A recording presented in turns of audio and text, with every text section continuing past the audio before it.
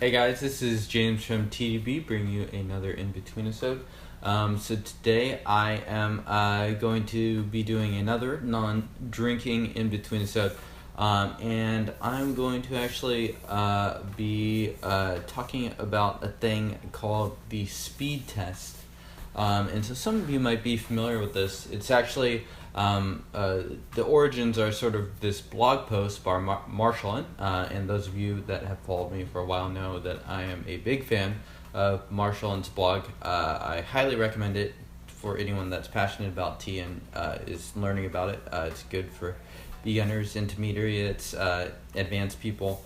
There's just a lot of stuff there. So anyways, this post, it seems like a pretty minor post at first when you're reading it, but I think it actually covers a important idea, and it's a good way to look at it, in my opinion. It's a good perspective. And the post basically is talking about a good way to sort of measure if a tea is worth your while or worth buying a bunch of if you are hitting hard, which essentially means buying a whole lot of a certain tea, is just how fast you tend to drink through it. So it points to a couple different things. It points to some samples, if you get a bunch of samples in, and some you may drink quickly, others you might drink more slowly, or it may have to do with different types of teas. So let's say, for me, I have plenty of teas around. I have, like, let's say, aged oolongs, I have young pu'er, I have semi-aged pu'er, I have older pu'er. And so, which teas do I tend to drink there? Which teas do I tend to want to drink through and run out and reorder? And which teas tend to just sit around on my shelf, or do I tend to give away and stuff like that? So I think it's a very informative thing to think about.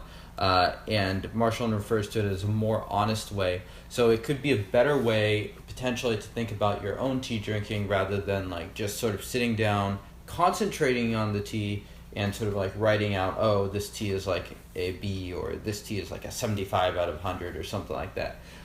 So that might seem, so not that those things aren't important, just that your own rate of consumption might be just a better way to think about it when you're looking to stock up again. So definitely go check out that post. I highly recommend it, and it also brings me to sort of like the second part of this video. And I have been, those of you that follow the articles on TeaDB know that I have been sort of recording my logs of stuff that I've been drinking, especially when I don't have any samples that I'm like trying to work through for whatever reason. So I often get a lot of samples sent in, but when I'm not drinking through those, I'm usually left to my own devices. And so I've started to record that, and it's sort of inspired by this same sort of speed test concept to just see, what do I want to drink? Are there certain teas that I think I drink, I think that I like, but maybe I actually don't want to drink them that often.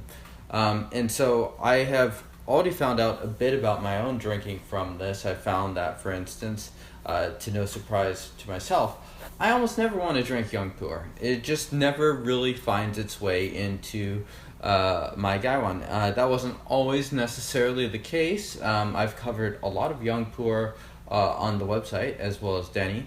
But honestly, it's something that, like, if I had to give up a category of tea or something like that, I wouldn't miss much from that. I also don't drink a lot of green oolongs. And you guys have probably also seen this sort of shift on the TeaDB site, just what teas we tend to cover. And some teas I do like to drink a lot are traditionally stored pu'ers, older pu'ers.